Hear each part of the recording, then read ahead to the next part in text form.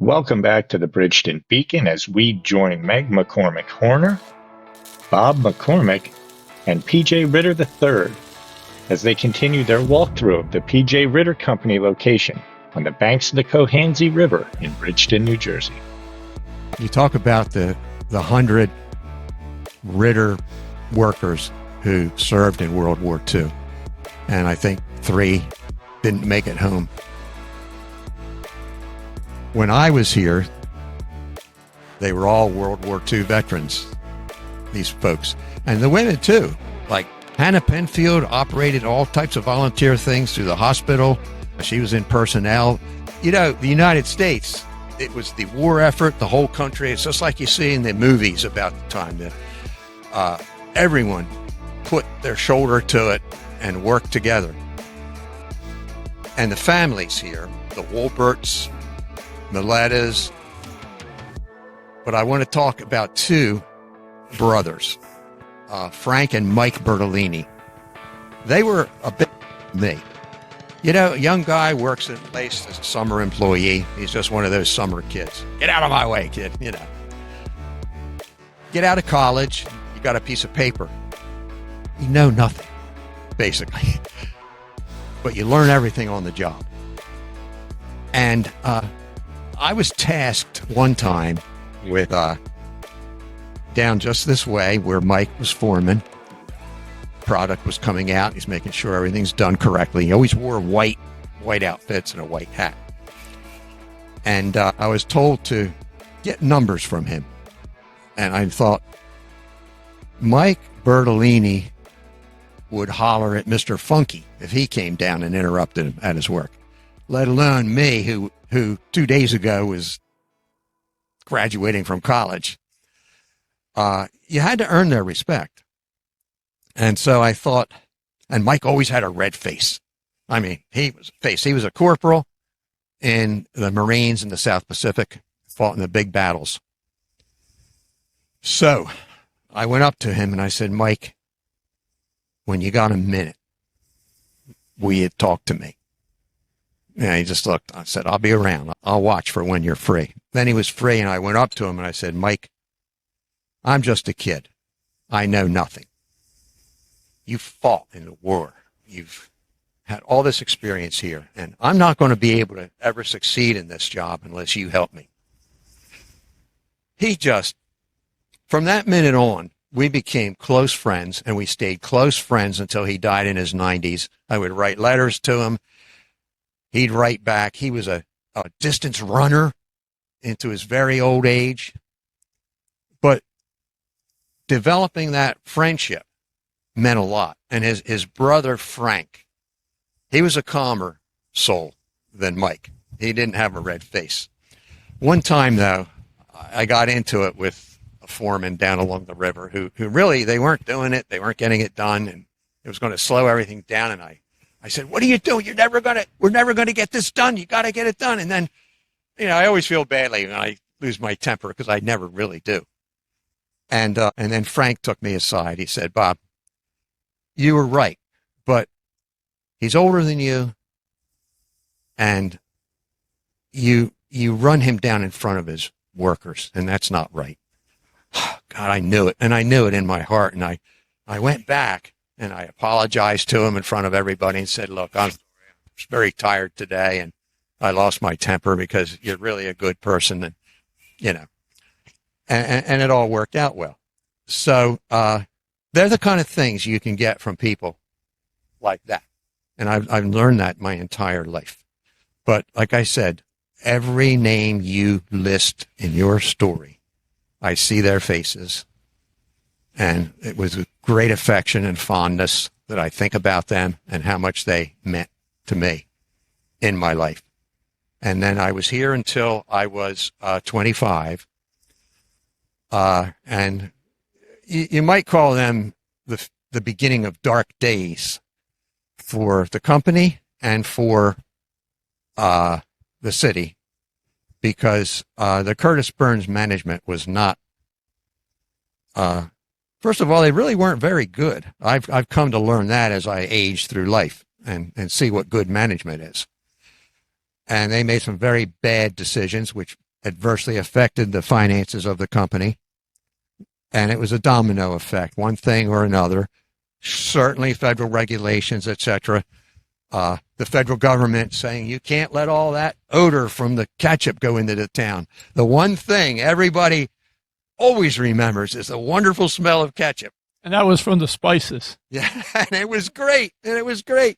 And my wife, Jane, doesn't like ketchup to this day because I was here all the time. I mean, you know, when you're in season, you're working day and night. And she just resented the fact that here we are newly married and I'm at the plant all the time. And, so she took ketchup personally. But I tell you, not many people here knew it. Earl knew. We were talking, and I was talking to my friends, the ones who were supervisors in the lab, and they're all gone now. I mean, everybody I'm talking about has passed away. They took me aside, and I said, you know, I got a letter from Rochester to come there and work. And I'd fly around doing whatever I had to do, different companies. And I had been up there thanks to Earl. He arranged for me, and they were having young people from their various management trainee programs come up and address the board of directors, you know. Well, Mr. Gehring, who is the vice president of finance, senior vice president of finance, come and talk to me about what you're going to say. And we went over it. I pretty much nailed it, and he gave me some good advice. And I took Jane up. Earl said, you take Janie up. There's old farmers on that board who are going to see her, this beautiful young girl. She's our secret weapon, Bob.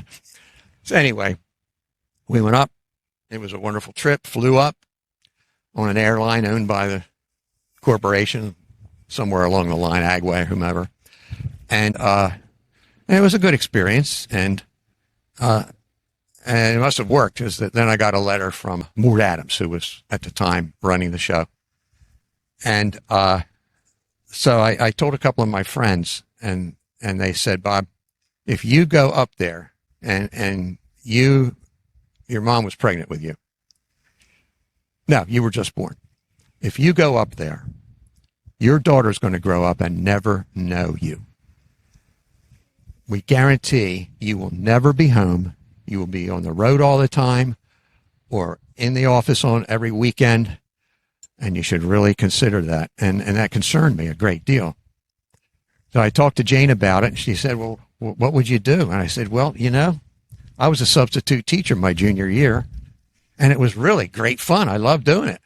I always took the toughest classes just because they were fun. I'd walk in and say, oh, my God, not you guys again. Why didn't I study? I could have a real job instead of having to put up with you clowns every day. And the kids love that, you know. And so I applied. And as it turned out, the superintendent secretary was the person who handled all the files. She was like in the HR department. And I hadn't known that before. She was my lady because she called all the subs, and I never turned her down, even when it was a tough class. And I remember getting a call here. I was in production. Robert, we have an opening. Would you come in for an interview? And I did. I got the job.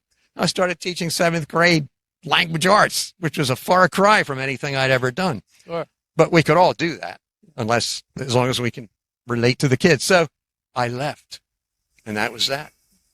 Before we get to the closure, I just want to talk for a couple minutes about diversification, and you touched upon it, Paul. Obviously, Ritter's was known for its catsup, but there was a lot of diversification, as was seen in the food products. In fact, this was just found, a couple days ago, yeah. Condensed vegetable soup. So I guess my question is, there was, I think it was 1959, was there a merger with Brooks? Yeah, to try to diversify the geographic distribution. Ritter's and Brooks merged, which would give them Midwestern markets. Okay. Brooks was famous. They had the largest tomato bottle of ketchup. It was a giant water tower shaped like a bottle of ketchup. So diversification, these are all lessons that the Ritter Company has taught us. Do you agree? One famous story was during the wintertime when there wasn't tomato production. They diversified into dog food, and they said the Thrivo. Thrivo, and the requirements for the dog food were stricter than for the people food. Well, as I read the history, prior to this location and the focus on the catsup, your great-great-grandfather had a bakery, confectionery, ice company. They actually manufactured ice cream for a time, and also jams and jellies were their specialty in the late 1800s before they got into the tomato business. So it was a decision when they located the Bridgeton to concentrate in tomatoes and to not do the jellies and jams that they were doing in the 1800s. Focus on what was the most productive and profitable, but also not be afraid to expand into other lines. Is that right? Exactly. And actually, hearing Bob speak, you can see the biggest overarching thing about the corporate culture at Ritter's was the family atmosphere, where everybody had each other's back and everybody worked as a team and everybody cared and looked out for everybody's, whether it was management or staff. And we even had a mother that worked here. I think her name was Daisy Charlton, and she had, I think, 5 sons that worked here, and all 5 were in the military during World War II. Well, that has to start from management. So do you want to take a walk over to the offices? Sure. Let's check it out. All right. Sounds good. One thing I'd like to add, while we're still in the plant, Eddie Barber, who is with the company now, the Carpenter Company that owns this facility, was in my first class that I taught when I left here. He was a 7th grader in 1970, 71. And he was a good kid. And if Eddie's son's listening to it, he was a pistol too. Just to take you back in time, right now we're standing on the weigh station, the scales that a lot of trucks passed over fully loaded with baskets of tomatoes. Area farmers would truck the tomatoes in 24/7 while the plant was operating.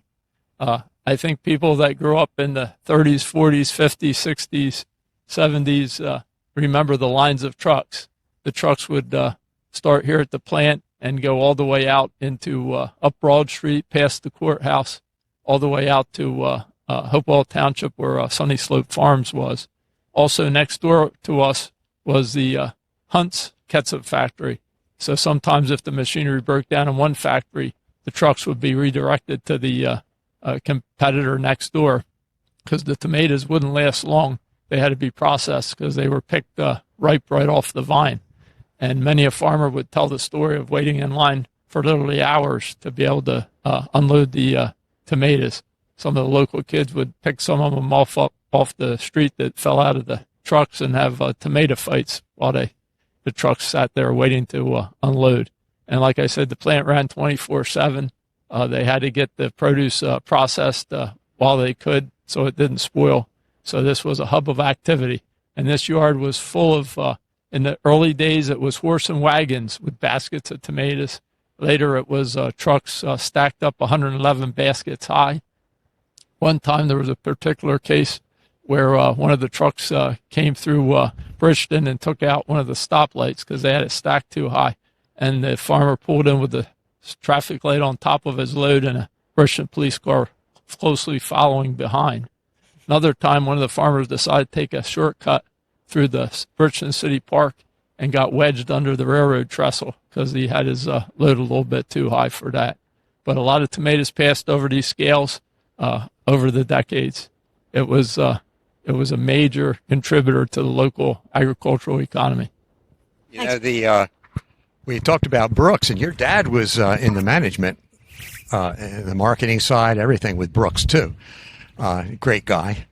I had a 62 TR3 from my uncle, Roadster, British Racing Green. I bring it in here and weigh it on the scale. So if anybody wants to know, TR3s weigh 2,000 pounds. There's a bit of trivia for you. And the grading platform was over there where those weight things are. The trucks would come in, and then the graders would take baskets off and inspect the tomatoes, make sure they weren't, sticking something in there they shouldn't. And then it would come over, and then along the way, they'd be dumped in these water troughs and brought up onto these long roller tables, stacked by nice ladies who would inspect them. And I would go out there lots of times with them. Bill Batten, one of the foremen, he was a slick character, Bill Batten was. He and his brother Bob were both foremen. I want to ask you a question. I've heard a lot about the tower. Where was the Ritter Tower? Right there. Right behind us? Yeah. So it was in the air, but it was up in the air. The offices? Yeah. Okay, let's go take a look at the offices. Yeah. One of the innovations was as the growing season came to a close, a lot of the farmers had a number of tomatoes that hadn't ripened yet, the green tomatoes.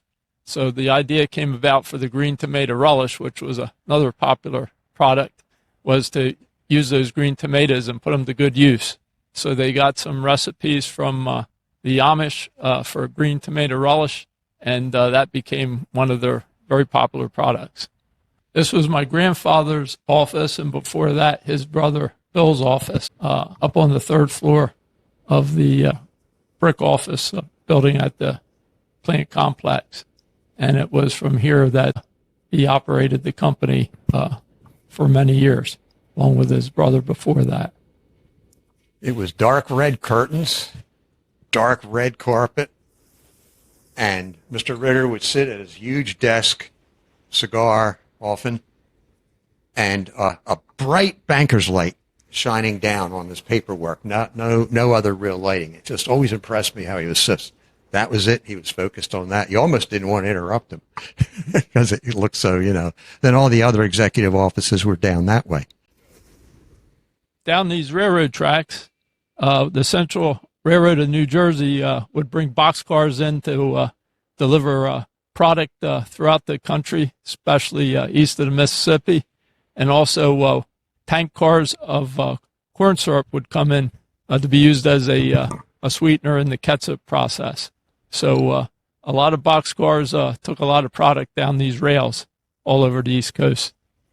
More than one night, we'd be here till 1 or 2 in the morning, getting those pumps working that might have frozen up to get the syrup out. Otherwise, you couldn't run the shift. That's So, true. yeah, there are a lot of things that go on. It's like owning an old house. There's always something to do. Absolutely. Just make it happen. Probably the biggest takeaway of the PJ Ritter Company is what was said earlier, that a company isn't the brick and the structure, the buildings, or even the products. A company is the people. And as you've heard from Bob before, it was a very caring company, a family-oriented company, a company that strived on teamwork. It was also a very important part of the local economy because a company like Ritter's, like Owens, Illinois, and Hunt's, and some of the other companies, there was a synergy where the silica sand that was mined down in the lower townships of Cumberland County was brought up and forged into glass bottles and containers at Owens, and produce was produced by the local farmers and trucked in, and Ritter's processed it and put it in those glass containers, and then those products were shipped out all over the East Coast by Lobiondo Trucking, by the Central Railroad in New Jersey. So you can see all the various facets of the economy. And then Bridgeton is famous. It's named Bridgeton for a reason, with the Cohansey River flowing through it. That Cohansey River was a source of the produce coming in from Delaware and Maryland on boats, the tomatoes to be processed. Some of the product was sent out by boat, and it all worked together back then for many, many decades. And although Ritter's is no longer around, hopefully that same spirit exists and goes forward with some of the other companies that exist today in our area. Well, I can attest to the fact, Paul, that you've brought these lessons that we talked about today, management, innovation, diversity, partnership, into Cumberland Mutual.